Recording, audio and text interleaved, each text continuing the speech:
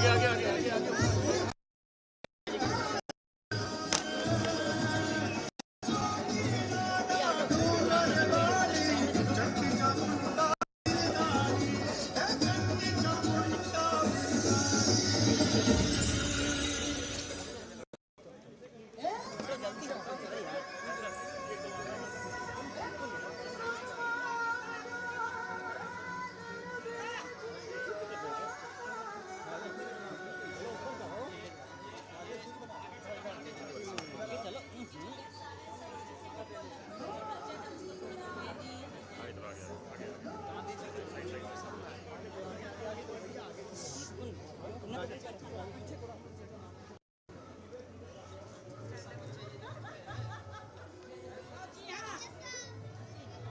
भैया थोड़ा साइड हो भैया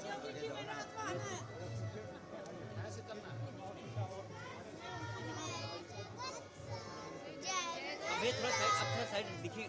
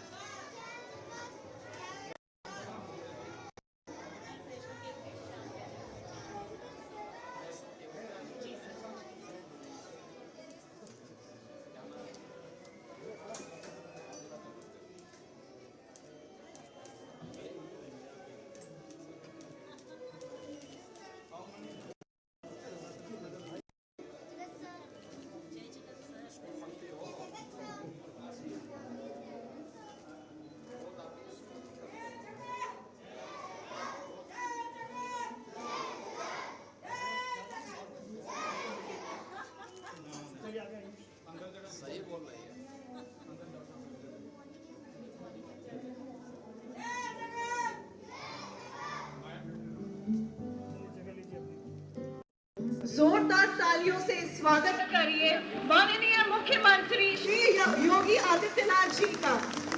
We are deeply honored by the gracious presence of our chief guest, Honorable Yogi Adityanath ji, the Honorable Chief Minister of Uttar Pradesh. इस अंतर्राष्ट्रीय सम्मेलन की गरिमा को बढ़ाता है और न्याय, शक्ति तथा विश्व कल्याण के हमारे संकल्प को नई शक्ति प्रदान करता है। On behalf of City Montessori School and our distinguished international delegates, we extend our most respectful and heartfelt welcome to you, Honorable Chief Minister, sir. May I request ladies and gentlemen, dignitaries, children to kindly be seated. Patriotism, said Rabindranath Tagore, is not merely sentiment. It is the expression of one's noblest responsibility. I now invite the students of Gomti Nagar Extension Campus to present the soulful rendition of Vande Mataram. It's the national song of India. May I kindly request everyone to please rise again for the national song. I request the students to kindly ensure that there is no noise. Over to you, the students of Gomti Nagar Extension Campus.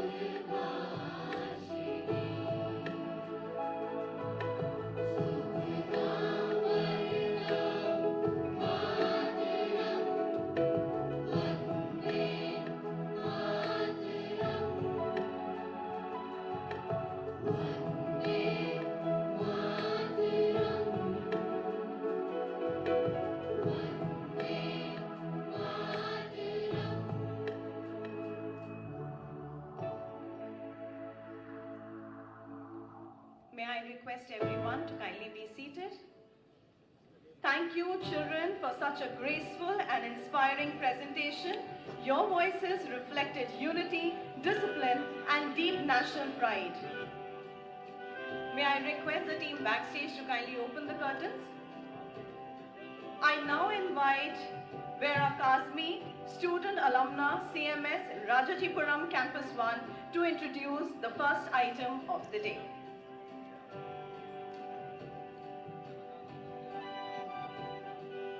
Respected dignitaries and honorable delegates, a very good morning to one and all.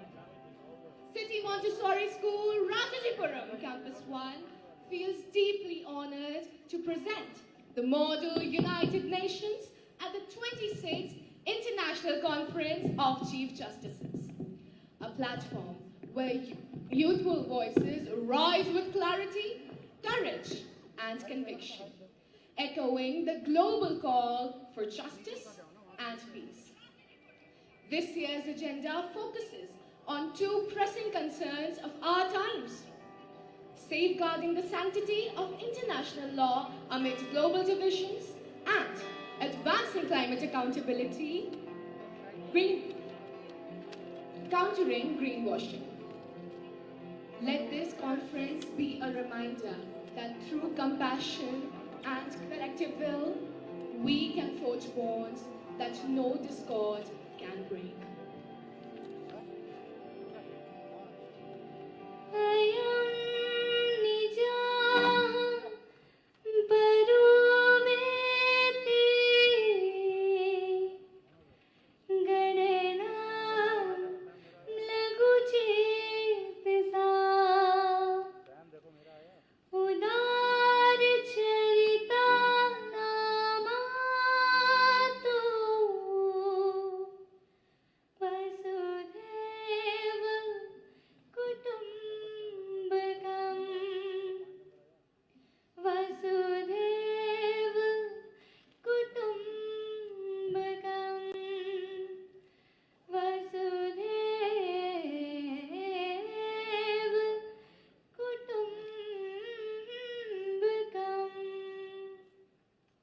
Honorable Justices, distinguished delegates, and esteemed members of this Council, I, the Secretary General of this Assembly, speak today to address significant concerns that are shaping grave challenges of our times. Delegates, today we stand at a roundabout where values that form the very foundation of society are being heavily disregarded. So the question is, should we allow vested interests to erode our idols, or should we, in unison, reaffirm our commitment to a world where rule of law prevails? With the powers vested in me as the Secretary General of this Model United Nations, I, Shubh Lohia, declare this conference open. Now, I would like to request my co-chair, Ms. Aradhya Tiwari, to lay down the modalities for this conference. Ladies and gentlemen, esteemed delegates, now as the forum is already established and the roll call has been taken, let us begin with the proceedings of the day. With the discretion of the chair, the GSL is established. Delegates who wish to speak in this GSL may raise their placards. Delegate of Tuvalu, followed by Delegate of Sweden, Delegate of Trinidad and Tobago, Delegate of Japan, and the Delegate of India. Delegate of Tuvalu, you may have the floor. A mother holds her child close as seawater seeps through the floor of their home. Outside, the ocean rises inch by inch, stealing the earth beneath her feet. The delegate of Tuvalu is pained to present this picture to you. And believe me, a country and island nation of just 26 square kilometers is drowning. Over 3,000 Tuvaluans have applied for new visa pathways to Australia, not because they want to leave, but because they must. Delegates, Tuvalu is sinking, and so will others if the world continues to watch us in silence. We cannot wait for speeches when the sea is rising around us all the time. Let us act today to save our tomorrow. We have received a request from the United Nations Environment Director. You may have the floor. Ladies and gentlemen, we stand here today in the General Assembly Hall, the very birthplace of the Sustainable Development Goals. And these goals embody a promise for making life better for people around the world and save the climate too. With this vision, last year a member nation announced a National Climate Action Plan, which introduced a $250 billion investment for startups coming up with green technologies. I truly believe that the industries are evolving. They are investing in solar energy and are moving towards zero waste. Sustainability is not a PR stunt anymore. It is survival, delegates. Businesses know that if planet doesn't thrive, neither will profit. The change is real and it is happening. Thank you. With due respect, Representative, I refuse to be swayed by the illusion that industries are adapting. Well, what they're actually conveniently doing is greenwashing. You claim that industries are investing in clean energy. Well then, Representative, let me tell you, they are not investing in clean energy, but rather in cleaner images, ladies and gentlemen. The UNFCCC, Agenda 21, the Paris Agreement, the Rio Declaration, all remain non-binding, delegates. All of them remain non-binding. Sweden demands accountability, enforce promises, verify emissions, and condemn climate profiteers as criminals. Don't celebrate them as heroes. Thank you. Delegates, we've received a request. We have with us the Prime Minister of Grenada. May I request you, sir, to address this gathering. Honorable delegates, in 2024, Grenada faced one of the most devastating storms in our history, Hurricane Beryl. But hurricanes, floods, droughts, and rising seas are only a part of the challenges we face. These are not isolated disasters, delegates. These are a symptom of a global climate crisis, one that demands accountability and not apathy. Grenada therefore stands resolute in firm support of Sweden, urging this assembly to move beyond the passive acknowledgement and toward real progressive action. Grenada has rebuilt, but rebuilding should not be a recurring destiny. And to the world I say, we are not asking for mercy. In fact, we are not asking for sympathy. We are asking for partnership and strong binding commitments. Thank you. Would His Excellency like to entertain any questions from the press? Yes, I will. Sir, indeed, Grenada has shown remarkable strength after Hurricane Beryl. Could His Excellency please enlighten which support systems or community actions were instrumental in restoring the pace of life? Thank you for raising that point. We do want to share our strategies. Grenada focused on rapid infrastructure repair and providing essential services to all. We built over 1,200 homes and reopened every single school within just 2 months. Thank you, sir. Esteemed delegates, on 9th of October 2023, we, the citizens of Trinidad and Tobago, awoke to find that the digital heart of our nation had been ripped apart by a ruthless ransomware group. Ransom EXX does not belong to any country, hence is a non-state actor. Yet, can you believe that the word non-state actor is not even mentioned in the UN Charter? Not even once. Therefore, no laws against them. Delegates, a keyboard can destroy a nation just as surely as a bomb. Cybercrime is nonetheless a crime. But our laws such as Article 2, Clause 4 of the UN Charter, were written for missiles not malware. They must be revised so that no one mistakes the UN Charter for just ink on paper. Thank you. Honorable Chair, distinguished delegates, Ukraine invaded, Gaza bombed, Sudan silenced. Every date marks not just a tragedy, but a failure of international law, of accountability, and of justice itself. The rule of law, too often displayed like a chess piece, moved for advantage, sacrificed when inconvenient. This must end. Japan is the largest financial contributor to the International Criminal Court.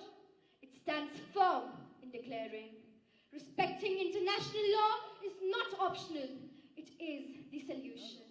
In the end, let us not wait to act until small nations fall. Let us defend the law while we still can. Because when law dies, justice follows, and when justice falls silent, humanity itself is lost. Thank you. Yes, the representative of European Union.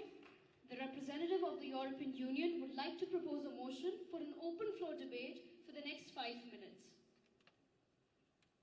With the discretion of the chair, the open floor has been granted for the total time limit of 2 minutes. Honorable Chair, distinguished delegates, the Russian Federation sits here today wielding a veto, occupying a permanent seat on the UN Security Council, a seat it was never democratically granted. Let me remind this assembly that the Russian Federation became one of the permanent members of the Security Council. There was no objection from any other member. And now suddenly after 34 years, Russia is considered a threat to the world? Doesn't make sense. Delegate, it very well does make sense. The Russian Federation is an illegal beneficiary of a Soviet membership which was transferred without consent. And yet, Moscow dares to speak of rule of law. In 2014, Russia annexed Crimea for its own selfish motives and also held a referendum which was repealed by the UNGA, calling it invalid. We stand firm, not merely in defense of our democracies, but in defense of rule of law itself, for which you seem to have no regard at all. The European Union will not mince words. We stand here. The Russian Federation stands here to Thank you. Once again, we hear lectures on peace from those who have waged endless wars across the whole world. Those who bombed Yugoslavia, Iraq, Libya, now question Russia's legitimacy. We did not inherit any UN seat. We earned it through our victory over fascism and as for Crimea, as you mentioned, delegate. In 2014, more than 90% of the Crimeans chose to rejoin Russia through the democratic referendum. Under Article 51 of the UN Charter, we acted in self-defense, a right every sovereign nation holds. So I ask you all once again, is trying to protect your own country's sovereignty really a crime? Because in the end, Russia is of the Russians. We will continue to protect our land, continue to protect our history, and continue to protect our sovereignty. Thank you. Delegates, the time for open floor debate has elapsed. Now we revert back to GSL. Delegate of India, you may have the floor. Honorable Chair and distinguished delegates, India rises today not to inflame, but to restore the frame of the debate. We have heard accusations and counter-accusations today, and as world's largest democracy and one of its fastest growing economies, we promote growth without aggression, advancement without abandonment of our values. Our message to the world is loud and clear. Arbitration, dialogue, and coexistence. For these are the true instruments of peace we seek today. I now yield my time to my co-delegate who will close in the oldest living language of our civilization. भारतः न कस्यचित् विरोधं करोति, भारतः धर्मस्य समर्थनं करोति. यथा रामः युद्धमध्येऽपि मर्यादां न त्याक्तवान्, तथा एव भारतः संघर्षे अपि संयमं न परित्यजति. हमारे लिए शांति कोई विराम नहीं है, वह न्याय का प्रकाट्य है. प्राकृति पुनीत वाणी भी मुखरित है, एवं लोकशः हितमुखेति. The welfare of humanity must always be our aim. India has always had a world vision from time immemorial. I quote from Upanishads dating back to 800 BCE. Sarve bhavantu sukhinah, sarve santu niramaya, sarve bhadrani pashyantu, ma kaschit dukh bhag bhavet. The essence of this shloka is let the upliftment of humanity be eternal purpose guiding our actions. Namaskara. We have received a request from CMS alumna. Yes, ma'am, you may address this assembly now. Thank you, Chair. Honorable Chair, esteemed delegates, and respected dignitaries. As a proud alumna of City Montessori School, I stand before you today with both pride and pain. Pride for belonging to an institution that taught me the values of Vasudhaiva Kutumbakam, and pain because the world today so often forgets that we are part of one family. CMS shaped us with the values of truth, love, peace, non-violence, and unity. Yet, in global leadership, these values sometimes fade behind power and self-interest. So delegates, I ask you, if we lose our humanity today, then what future will remain for all of us? I stand before you as a dreamer shaped by values. A student who believes that no border, no policy, and no ambition should ever overshadow our shared humanity. Nations may rise and fall, but a conscience-driven human heart can uplift the entire world. Ladies and gentlemen, we are deeply privileged to have amongst us the Honorable Chief Minister of Uttar Pradesh, Shri Yogi Adityanathji, a visionary leader whose commitment to education, cultural harmony, and holistic development has uplifted the life of countless young citizens. Respected sir, your presence here today fills this occasion with pride and profound significance.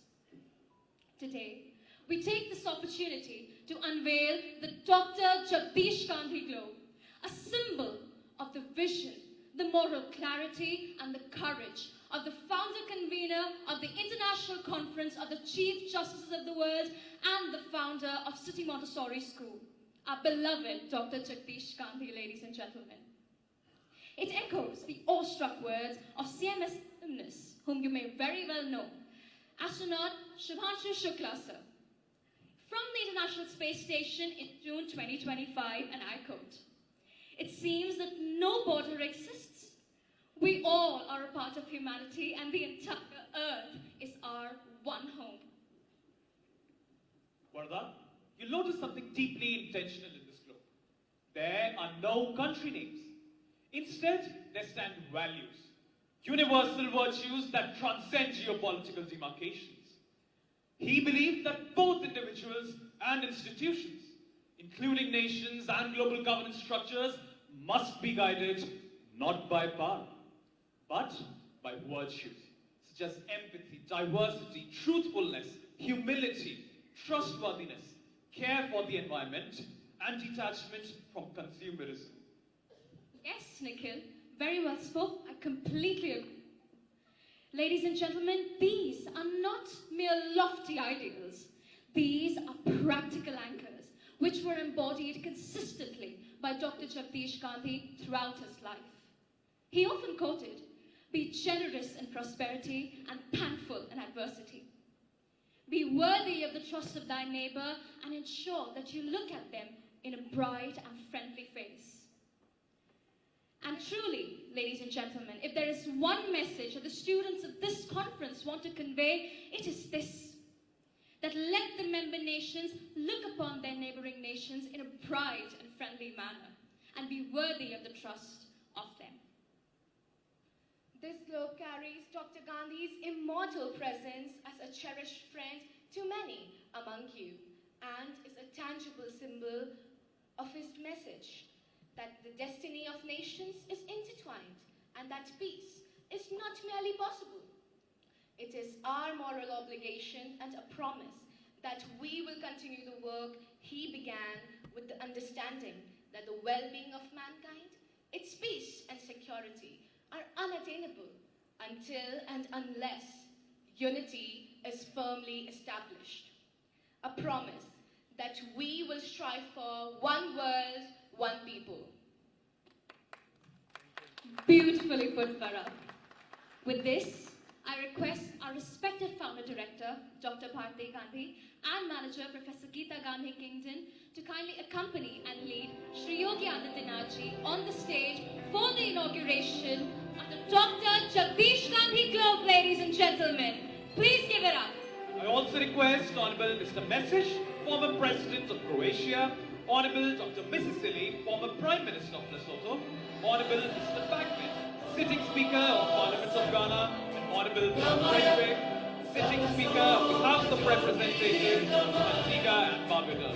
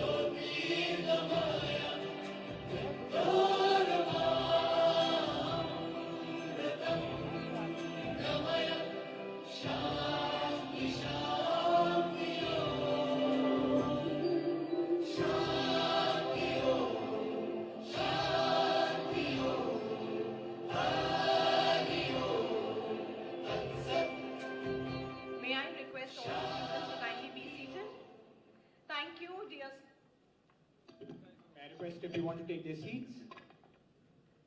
The link for the draft resolution is shared with all of you.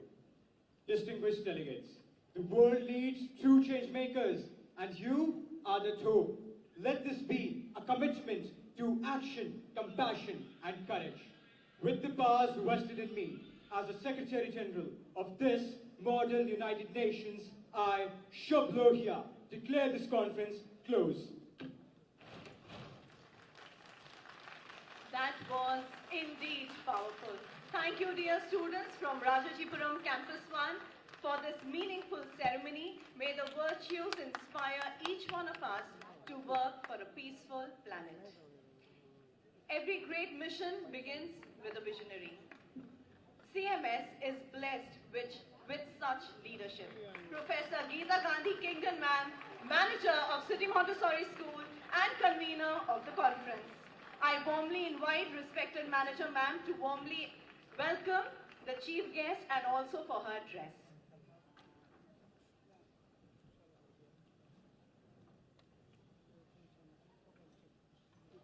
Friends, we very warmly welcome Yogi Adityanath ji, the Honorable Chief Minister of Uttar Pradesh, India's largest state. If it were a country, Uttar Pradesh would be the 5th largest country in the world, on account of the size of its population. Yogi Adityanath's political journey started at university, where he did a MSc in mathematics. This is also where he started working as an active member of the National Students' Organization, the Akhil Bharatiya Vidyarthi Parishad. Yogi Adityanath embraced renunciation or sannyas in his early 20s, relinquishing worldly attachments to lead the life of a monk. Based on his services to the people of Gorakhpur districts of Uttar Pradesh, he was selected as a member of parliament at the age of 28 and was re-elected from that constituency for 5 consecutive terms. In 2017, he assumed the position of Chief Minister of Uttar Pradesh and has become its longest-serving Chief Minister. As an ascetic politician who believes in corruption-free, efficient and accountable government, Yogi Adityanath forges a deep connection with the people. He is ambitious about and deeply committed to the rapid progress of Uttar Pradesh. The period of his chief ministership has been linked with greater ease of doing business, higher commitments to health, education and infrastructure, and greatly enhanced inward investment. It is an absolute honor for this conference to welcome a visionary leader like Yogi Adityanath as the chief guest at this 26th International Conference of Chief Justices of the World. Friends, I would like to take this opportunity to state the objectives of this conference. Humanity is at a crossroads. It faces grievous problems: existential climate change, insecurity and entrenched conflicts, the specter of global pandemics, and powerful technology that is developing at breakneck speed, but which is largely ungoverned by law and by adequate ethical frameworks. International institutions struggle to contain these problems. While the UN has done much in the field of humanitarian assistance and social development, it has been unable to maintain peace and security as seen by the ongoing illegal major wars. In the field of climate change, it is clear that the slow-moving COP process cannot deliver change at the exponential pace and scale that is needed, that is essential in fact, in order to address, have a safe climate landing for humanity. At this year's COP30, the biggest emitter countries' leaders were absent. There's a persistent deadlock on climate finance, and there are weak emissions pledges, and of course there are also doubts whether ambitious announcements will translate into real action. Our existing global governance structure is far short of what is needed to address the current problems and for building a bright future for humanity. Even the UN's own Act for the Future last year recognized that, and I quote, "Today our multilateral system constructed in the aftermath of the Second World War 80 years ago is under unprecedented strain," unquote.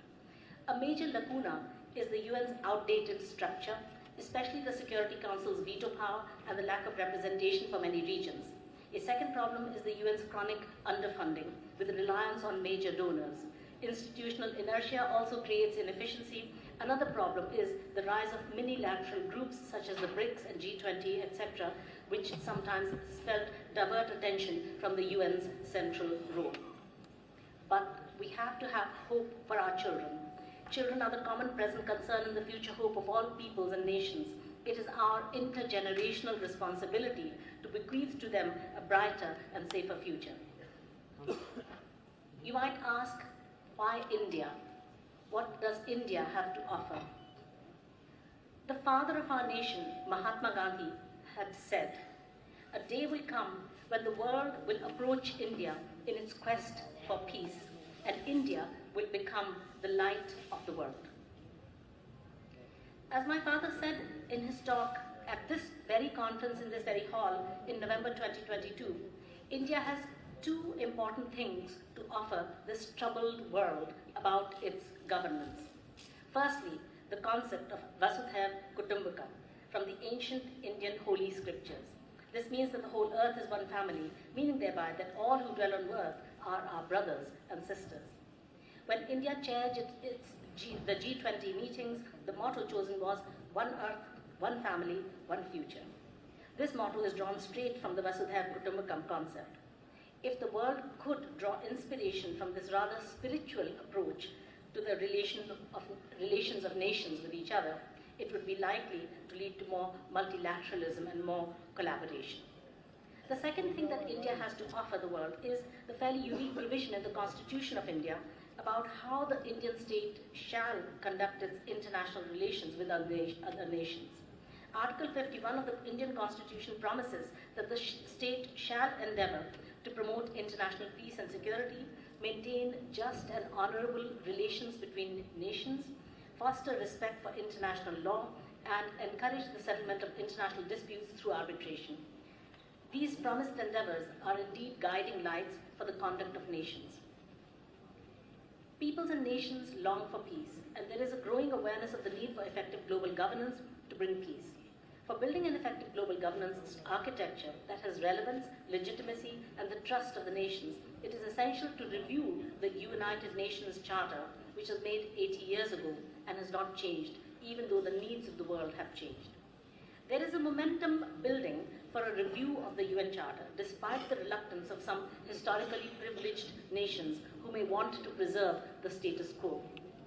The Pact for the Future last year agreed at the UN Week in September 24, in its Section 5 on governance says, quote, "We must renew trust in global institutions by making them more representative of and responsive to today's world."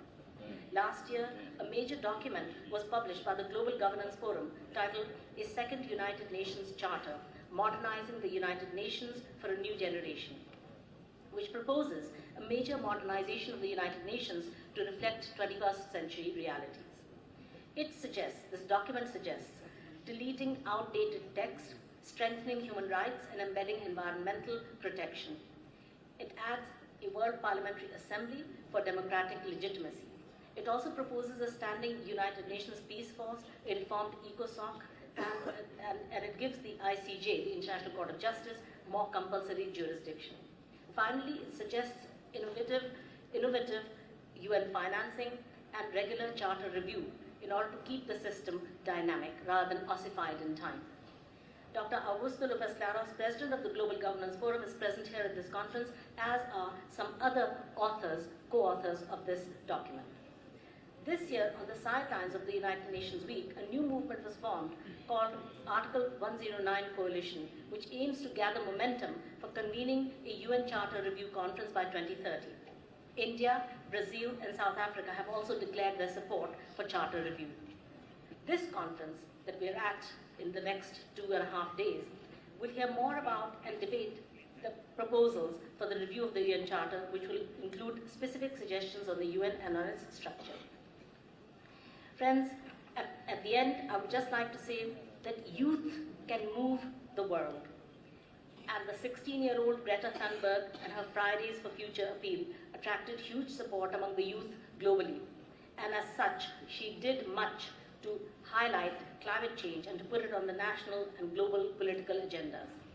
Discussions about the future of the international order must involve the generality of humankind, including the youth, rather than being left to the world leadership, political leadership alone. Broad participation will raise awareness of world citizenship and increase support for an international order. I would like to end by expressing again our profound gratitude for the presence here of Honorable Yogi Adityanath Ji, our popular Chief Minister of the great state of Uttar Pradesh. Thank you so much for listening.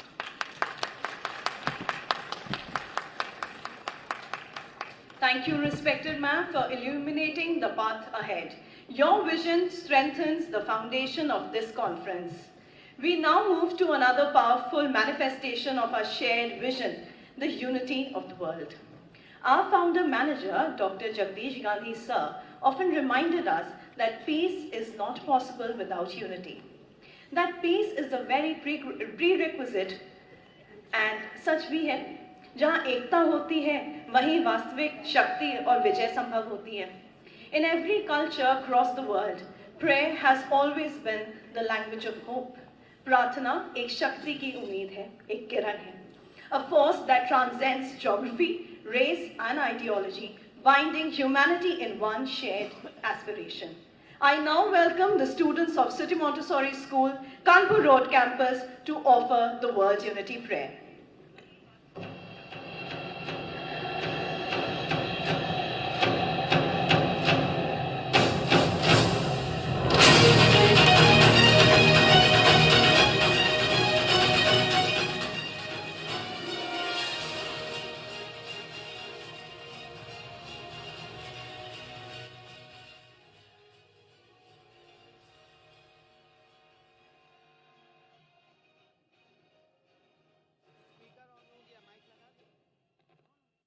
Look around us. The smoke is not a campfire. It's the anger that burns all our quiet places down. The air itself trembles, asking, when will you all listen?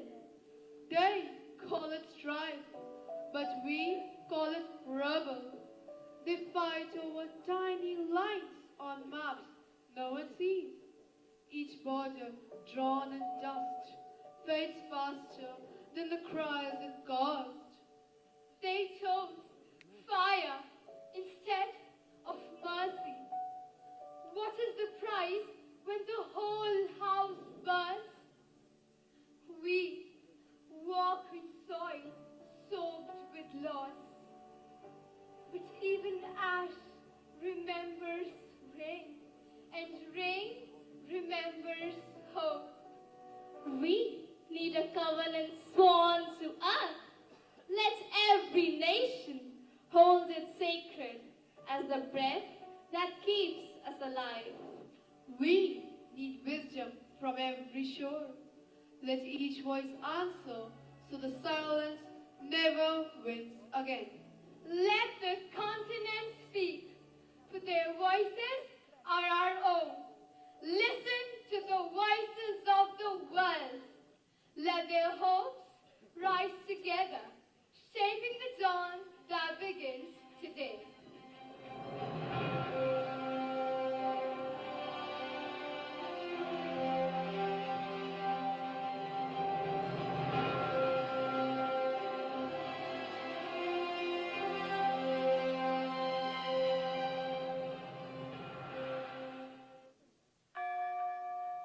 Between oceans wide and plains unending, my voice still seeks its truest meaning. King dreamed of justice that walks beside freedom, not behind it. He showed me that progress without equality is only another chain. Governance to me is freedom made accountable. That same dream sat on Rosa Parks, who taught movement through stillness.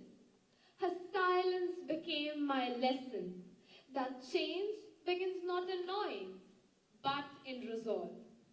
Together we keep her promise, step by step towards the light. We pray for North America, may unity prevail on earth.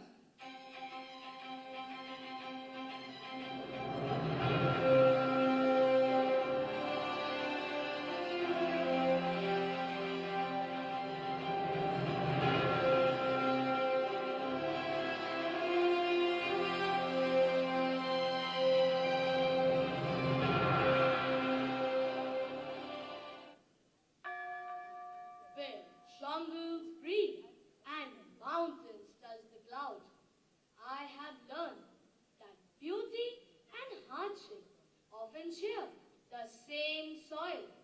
Believer dreamed of a freedom wide enough for every heart. From his vision, I took the truth that leadership is service, not rule.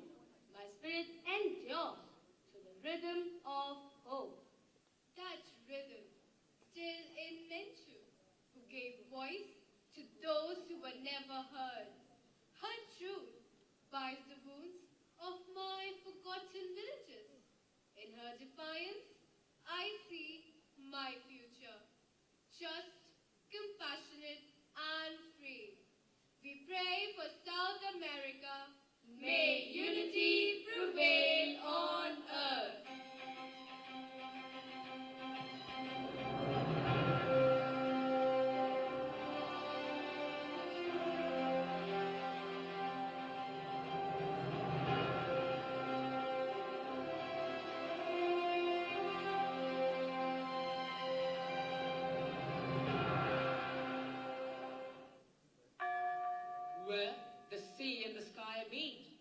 without an end. My story moves with a tide. Sumare led with calm conviction, teaching me that freedom begins in belonging. His voice still drifts across the islands, reminding me that leadership is stewardship. I must guide what the ocean entrusts to me. That promise deepened through Cooper, who marched for dignity step by step. Her courage became the thread that bound my islands together.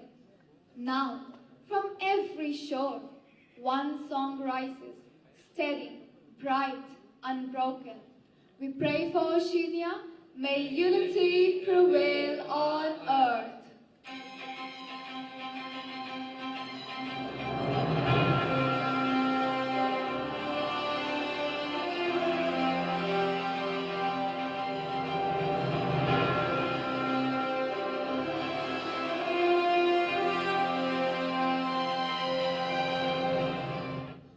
From the bells of cathedrals to the hum of new ideas, I have walked through centuries of triumph and regret. Monet dreamed that peace could be built, not demanded, a promise woven from cooperation, not conquest. Through his vision, I began to understand that unity is not born of victory, but of trust rebuilt. My strength is no longer in empire, but in empathy.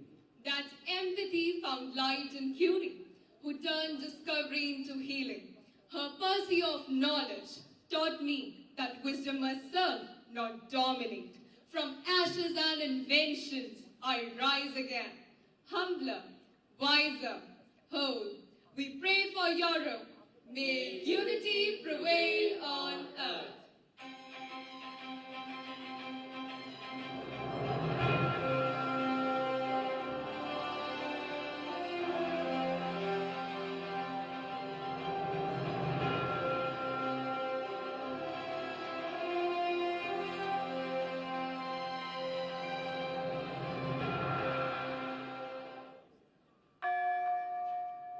From the golden savannas to the patient Nile, my story begins in resilience. I have known chains and fire, yet I still rise to forgive. Mandela taught me that freedom is born from patience, not revenge. Through struggle and song, I have learned the rhythm of endurance.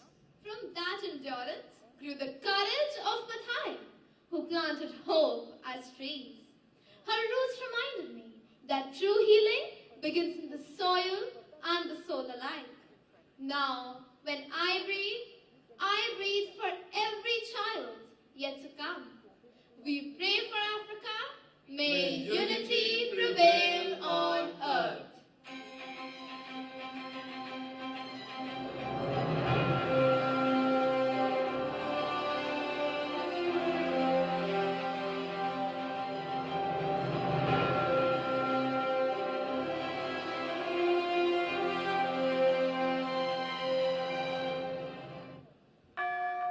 Across the mountains that touch the sky and oceans that cradle dawn, I hold the weight of wisdom and time. Confucius once whispered, harmony begins within the heart, and I have carried that truth through every empire and storm. I have seen kingdoms rise, fall, and find their way back to compassion. Governance to me is not the power, but the art of listening. That same listening shaped Teresa, whose mercy turned pain into prayer. Her kindness reminded me that peace is not declared, it is lived. My children walk a path now, turning faith into quiet courage. We pray for Asia, may unity prevail on earth.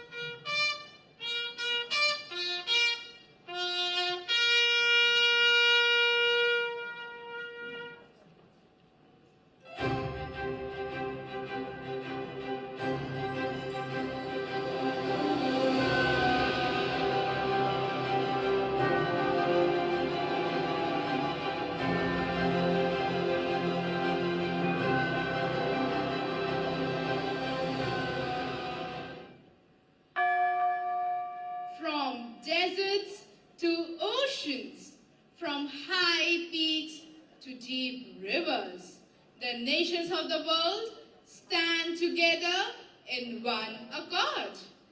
We cannot look away from the flames. Justice demands that conflicts must cease. The earth itself is crying out for mercy. Climate change is not tomorrow's storm. It is today's truth. The Charter remains our compass, steady through the chaos of division.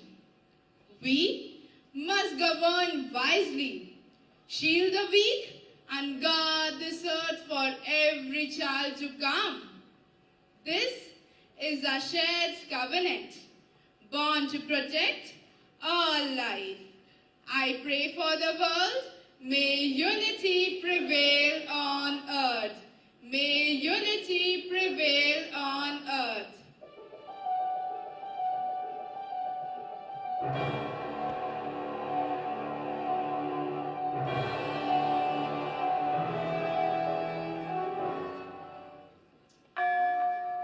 I'm not one land, but the whole earth's face. Not one person, but the human race. Not one dream, but 1,000 more, woven together from shore to shore. I'm the covenant, sworn to the just, the vow unbroken, the guardianship trust. Children are my heralds, born of dawn and change. They hold tomorrow in hands, unscarred and bright. We pray for the world. May unity prevail on earth. May unity prevail on earth. May unity prevail on earth.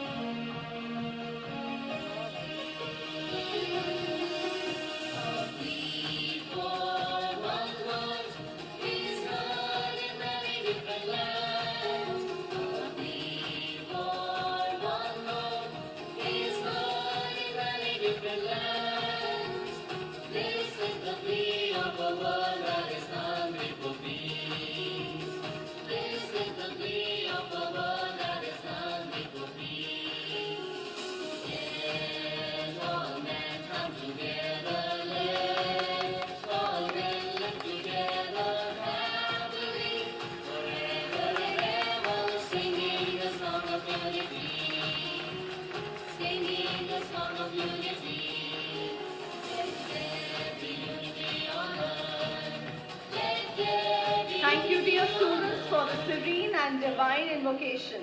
Leadership today demands courage, clarity, and compassion. Qualities Honorable Shri Yogi Adityanath Ji has exemplified while guiding Uttar Pradesh towards progress and stability. मैं माननीय मुख्यमंत्री जी से निवेदन करती हूं कि वो मंच पर पधारें और अपने शुभ वचनों से हमारा मार्गदर्शन करें. I humbly request the Honorable Chief Minister of Uttar Pradesh to kindly address the August gathering. May we have a huge round of applause for sir.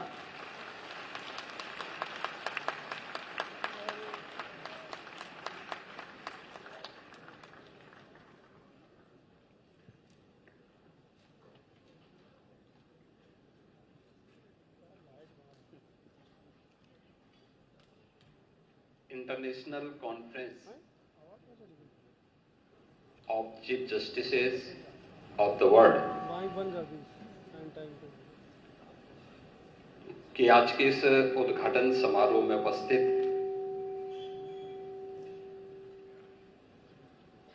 Former president Croatia honourable state born message,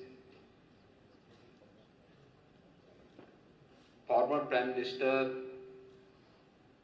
Lesotho, Honorable Dr. Pakilitha P. Messelini,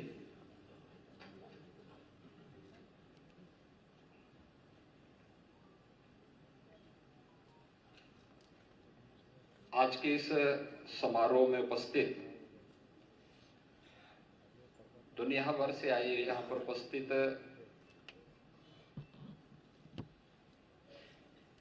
मुख्य न्यायाधीशगण, उप मुख्य न्यायाधीशगण, न्यायाधीशगण और present and farmer राष्ट्र प्रमुखगण, CMS की संस्थापक निदेशक doctor Bharti Gandhi ji, city Montessori school के अध्यक्ष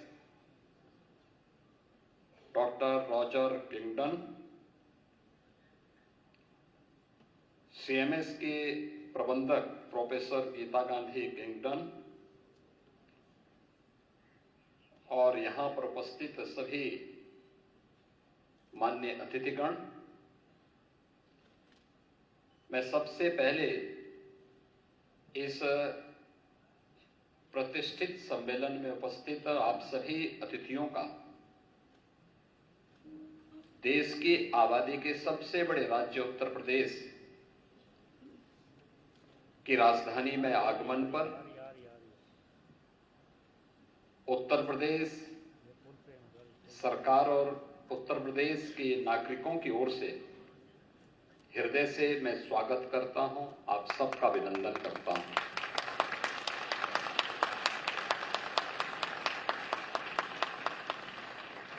वसुधैव कुटुंबकम यानी whole world is one family has been basic philosophy of India for thousands of years. यानी भारत हजारों वर्षों से पूरी दुनिया को एक परिवार के रूप में मानता रहा है।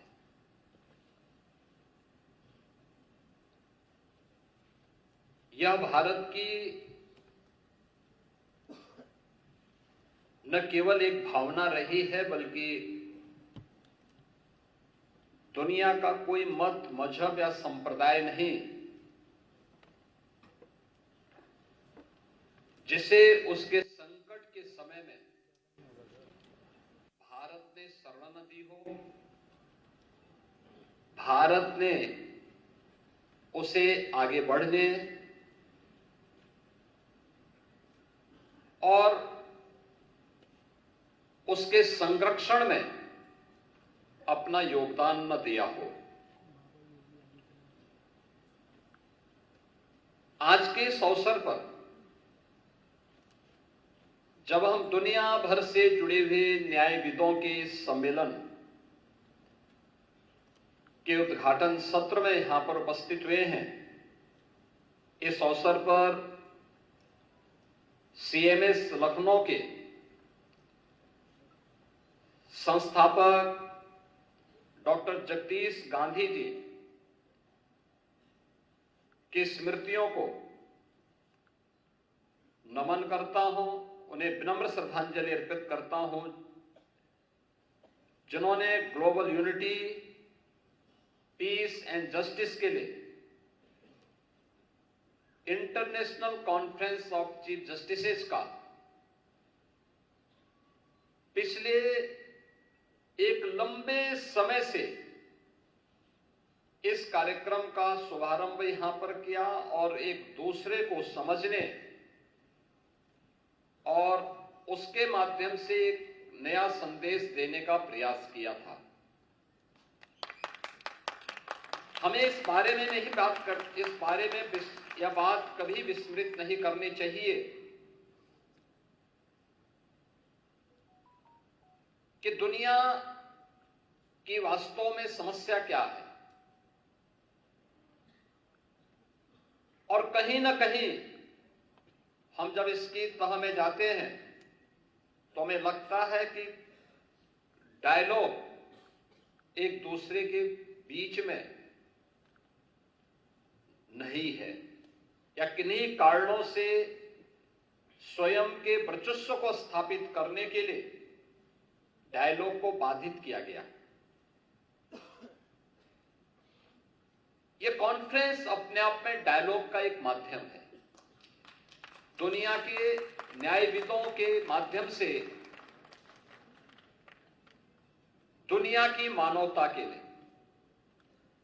उन लोगों के लिए जिन लोगों ने अपना स्वयं का वर्चस्व स्थापित करने के लिए दुनिया में अशांति और अराजकता का सा वातावरण पैदा करने का प्रयास किया है। आज जब हम सीएमएस के इस प्रतिष्ठित प्रांगण में इस मुद्दे पर विचार करने के लिए एकत्र हुए हैं, हमें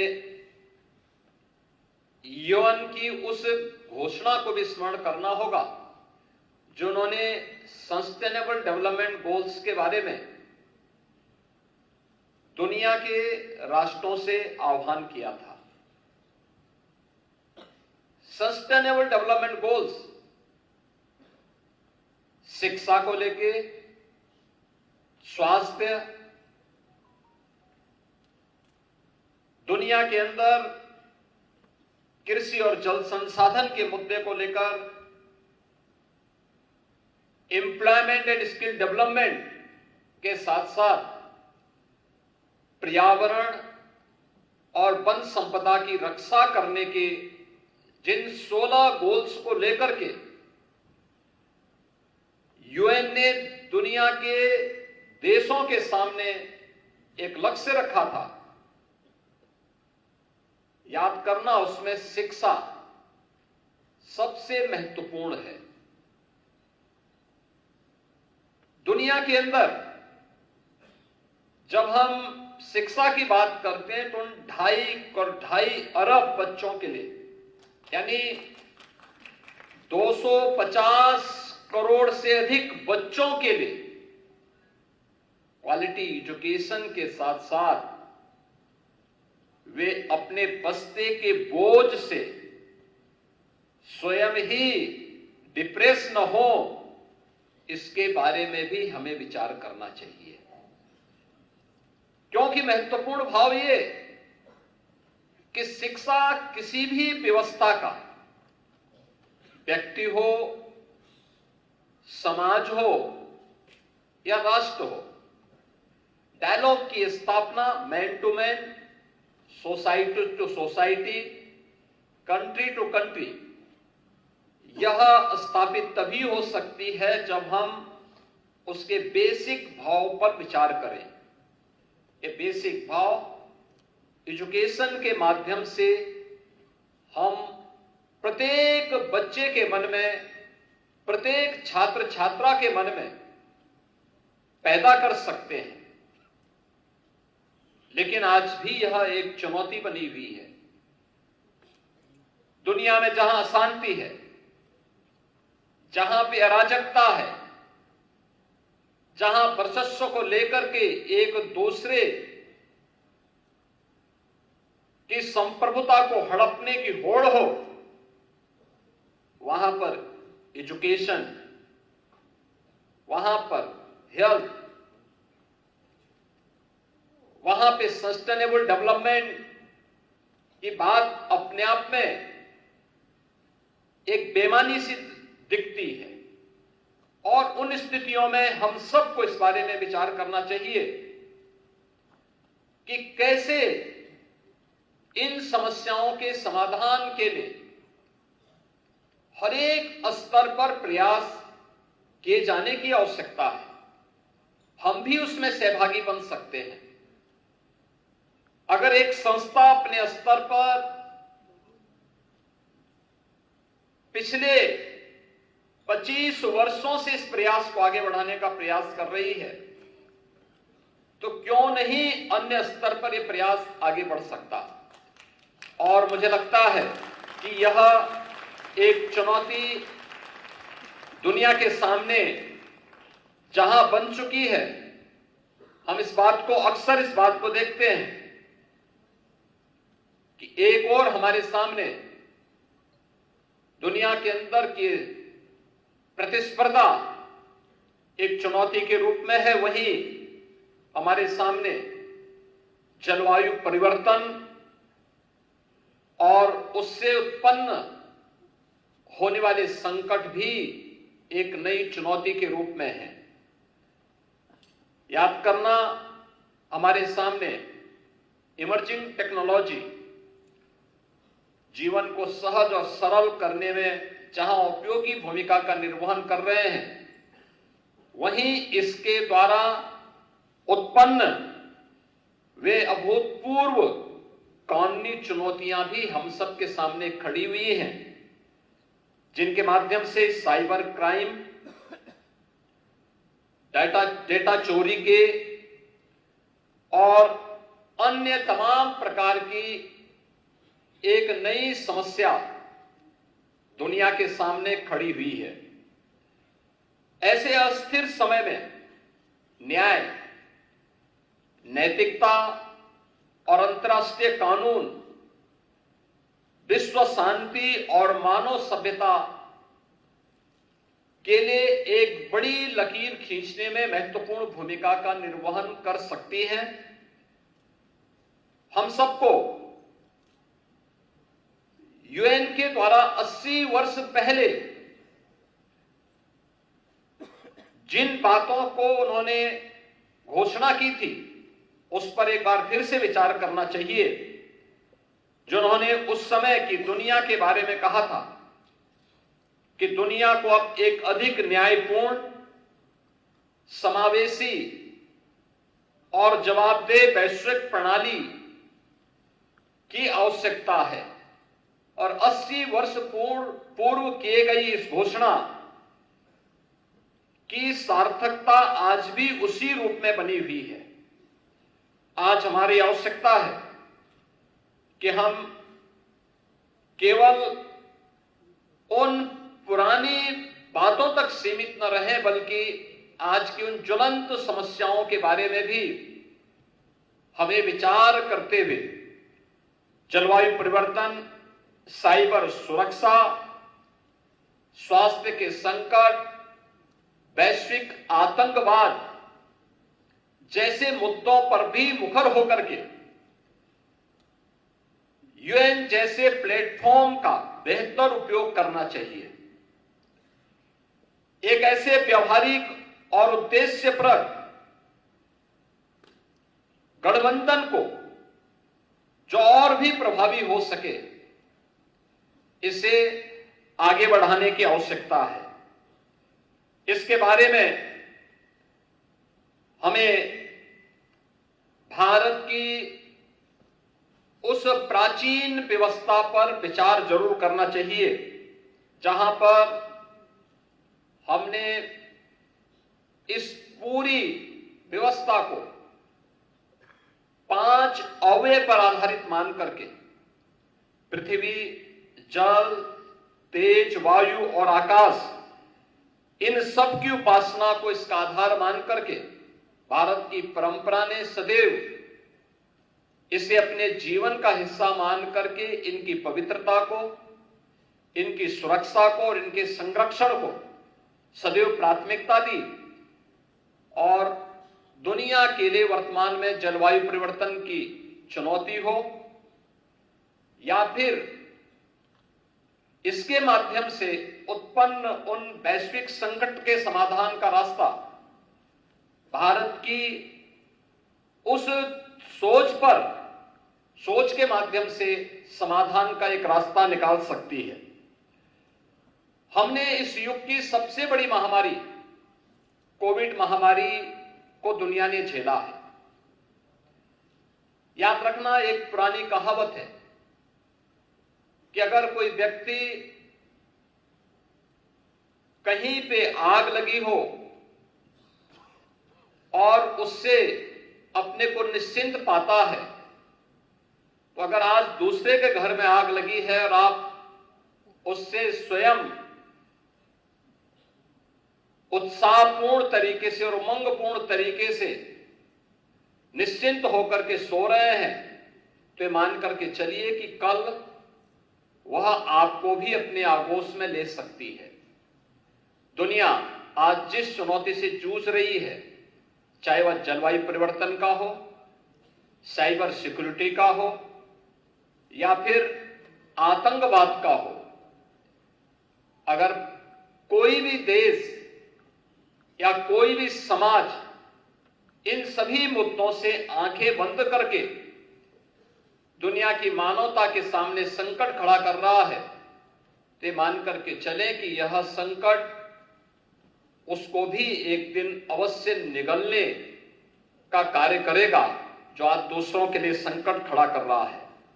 कोविड जैसी महामारी ने इसके सामने, हमारे सामने उन बातों का उल्लेख किया है कि आज की कोई भी समस्या केवल एक देश की समस्या नहीं, ये दुनिया की समस्या होती है और दुनिया को ही मिलकर के इसके समाधान का मार्ग भी निकालना पड़ेगा।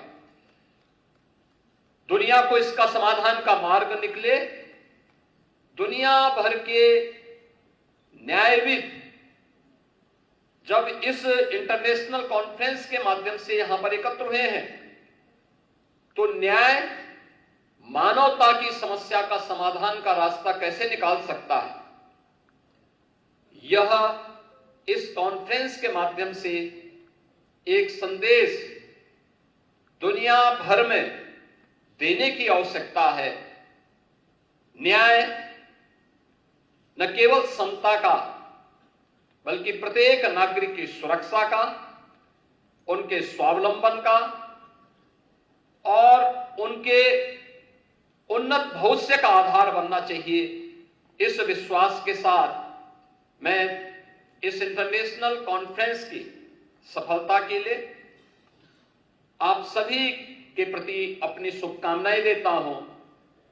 दुनिया भर से आए हुए जितने भी हमारे पूर्व राष्ट्राध्यक्षगण हैं, न्यायविद हैं और अन्य हमारे सम्मानित अतिथिगण हैं, मैं उन सब का एक बार फिर से इस कॉन्फ्रेंस में हृदय से स्वागत करता हूं, अभिनंदन करता हूं और विश्वास करता हूं कि यह सम्मेलन जो भी यहां पे आप लोग प्रस्ताव पारित करें, उसे यूएन तक पहुंचाने और यूएन के माध्यम से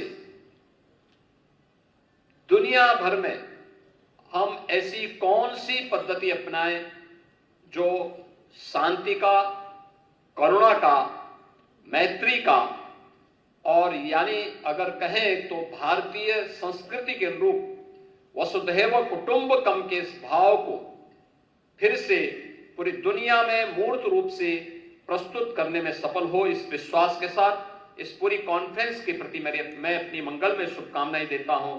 धन्यवाद। जय हिंद।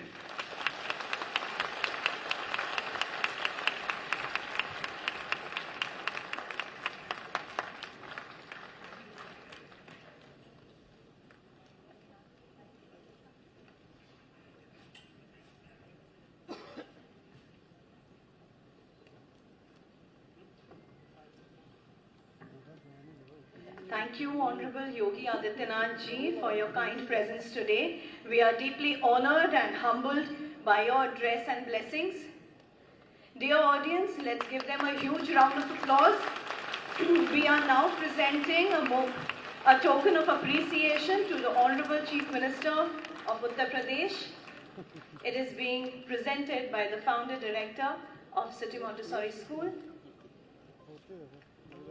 जो जन्मजात नेता होते जन जन पर शासन करते हैं, जनता उनके शुभ चरणों में श्रद्धा के फूल चढ़ाती है, कांटों पर खुद चलती है, पलकों पर उन्हें उठाती है। ऐसे हैं हमारे परम आदरणीय मुख्यमंत्री जी और हम उन्हें पलकों पर